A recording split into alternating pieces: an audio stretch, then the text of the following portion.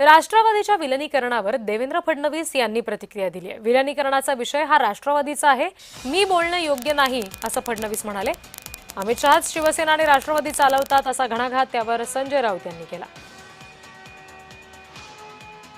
राष्ट्रवादी काँग्रेस पक्ष कालच्याही निवडणुकीत अतिशय चांगला परफॉर्मन्स त्यांचा राहिलेला आहे आणि भविष्यातही चांगल्या पद्धतीने काम करेल।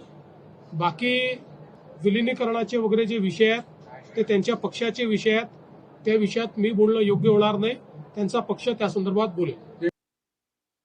फडणवीसांच्या सरकारमध्ये अमित शहाचे 2 पक्ष सामील आहेत, एक शिंदे गट आणि दुसरा अजित पवार गट। हे दोन्ही पक्ष अजित पवार आणि अमित शहा यांनी स्थापन केलेले आहेत। त्याच्यामुळे त्या 2 पक्षांचे प्रमुख आणि पुन्हा भाजपचे नेते अशा तिहेरी भूमिकेत अमित शहा असल्यामुळे महाराष्ट्राच्या मुख्यमंत्र्यांनी अमित शहाची भेट घेणं याच्यामध्ये आता नाविन्य नाही।